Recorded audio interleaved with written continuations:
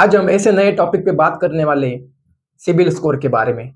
आपका CIBIL score कम क्यों हो रहा है, इसके बारे में आज हम जानकारी लेने वाले हैं।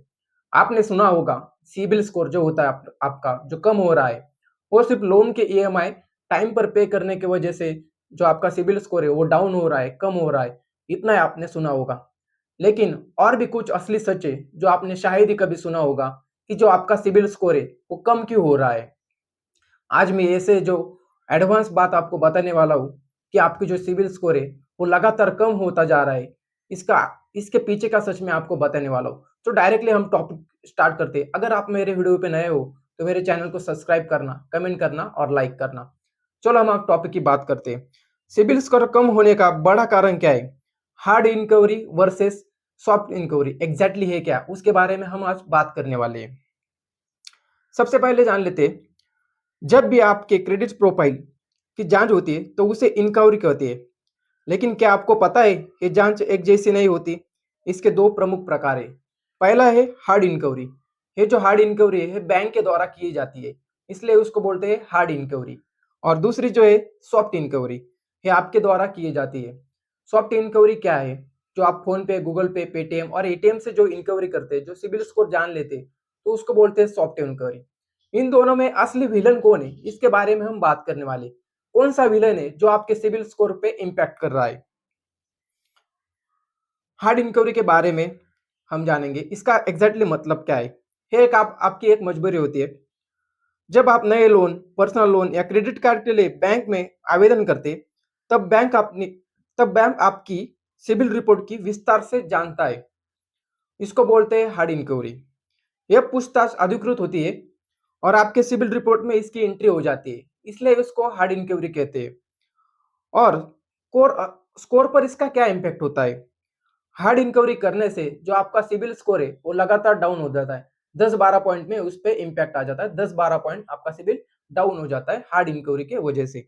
एक उदाहरण के माध्यम से हम जान लेते हैं कि हार्ड इंक्वायरी इम्पैक्ट कैसे करता है। मान लीजिए आपने एक समय पे अलग-अलग 5 बैंकों में लोन के लिए पूछताछ की, आवेदन किया, एप्लीकेशन किया, 5 अलग-अलग बैंकों में। एग्जैक्टली आपने लोन एप्लीकेशन करते हैं एक ही टाइम पे, क्योंकि उस टाइम पे आपको जरूरत होती है तो आप अलग अलग बैंकों में आवेदन करते हैं, एप्लीकेशन करते हैं लोन के लिए। तो इसका इम्पैक्ट क्या होता है? ये सीधा चला जाता है हार्ड इंक्वायरी में।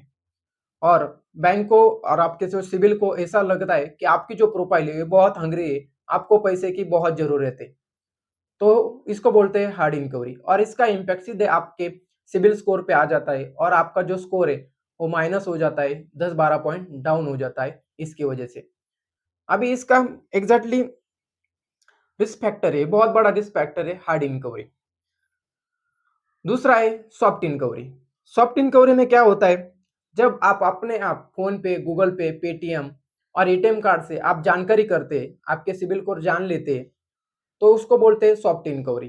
ये जो सॉफ्ट इंक्वायरी है आप दिन में कितने भी बार कर सकते हो, 10 बार कर सकते हो, महीने में 100 बार भी आप इंक्वायरी कर सकते हो, क्योंकि ये जो सॉफ्ट इंक्वायरी है ये एक सिक्योर रहती है, वो अपने आप सिर्फ आप ही जान सकते हो, कोई बैंक का और सिबिल रिपोर्ट में इसका कहीं पे रिकॉर्ड हो नहीं जाता, इसलिए इसको बोलते हैं सॉफ्ट इंक्वायरी। और सॉफ्ट इंक्वायरी आपका जो सिबिल स्कोर है इस पे जीरो इम्पैक्ट करता है, इसका जीरो असर आपके सिबिल स्कोर पे होता है।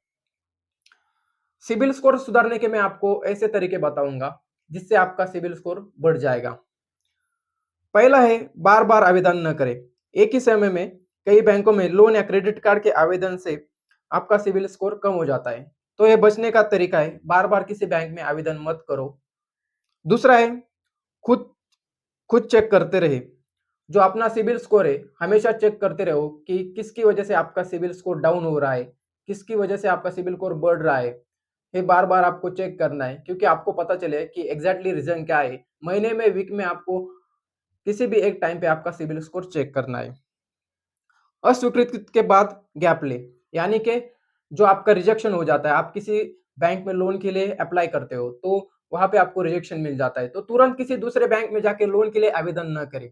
ये करने से आपकी प्रोफाइल हंगरी दिखती है और बैंक को समझ में आता है कि आपको पैसे की बहुत जरूरत है। इसका इम्पैक्ट उसकी जो एंट्री होती है आपके सिबिल रिपोर्ट में हो जाती है। तो यहाँ पे 3-6 3 से लेके 6 महीने तक का आपको गैप लेना है, फिर से एक बार आपका स्कोर सुधारना है और फिर किसी बैंक में जाके आपको अप्लाई करना है। ये 3 आसान तरीके हैं आपका सिबिल स्कोर बढ़ने का। और बाकी जो आप तरीके जानते हो रेगुलरली ईएमआई और जो लोन बाकी कार लोन होगा, आपका बाइक का लोन होगा और दूसरे कोई पर्सनल लोन होंगे, इसके ईएमआई आपको पे करने हैं। और एक जो आप गूगल पे, प्ले स्टोर पे बहुत सारे ऐसे लोन देने वाले एप्लीकेशन अवेलेबल है, वहाँ से आप लोन उठाते हैं, उसका भी बहुत ज़्यादा इम्पैक्ट हो जाता है और कई-कई बार ऐसा भी हो जाता है कि आप लोन के लिए अप्लाई कर देते हो। लोन के लिए अप्लाई कर देते हो, यानी कि वो लोन अप्रूव हो जाए या ना हो जाए, ये तो क्वेश्चन बाद में रहता है। लेकिन वहाँ पे भी आपकी प्रोफाइल बहुत ज़्यादा हंग्री दिखते हो और वो ईज़ी स्टेप है, तो आप बहुत बार क्लिक बटन दबा देते हो और अप्लाई कर देते हो और आपको बहुत सारे टेक्स्ट मैसेज भी आते हैं लोन लेने के लिए, वहाँ पे भी आप लिंक ओपन करके यहाँ पे वहाँ पे भी अप्लाई कर देते हो। तो वहाँ पे सीधा इम्पैक्ट आपके सिबिल स्कोर पे आता है, 10-12 पॉइंट से सिबिल स्कोर आपका डाउन हो जाता है। तो ये आसान तरीके थे आपके सिबिल स्कोर बढ़ाने के। अभी आपका जो सिबिल स्कोर है मेरे को कमेंट बॉक्स में ज़रूर बताना, आपका अभी वर्तमान का, प्रेज़ेंट का आपका सिबिल स्कोर कितना है? अगर आपका सिबिल स्कोर कम होगा, तो मैं आपको कमेंट बॉक्स में भी बताऊँगा कि आपका सिबिल स्कोर कैसे बढ़ाया जाए। या आप मेरे मेल आईडी पे भी मेरे को मेल कर सकते हो, तो मैं आपको विस्तार से बताऊँगा कि एग्ज़ैक्टली तरीका क्या होगा बढ़ाने का।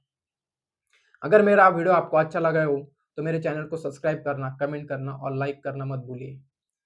जय हिंद, मिलते हैं अगले वीडियो में।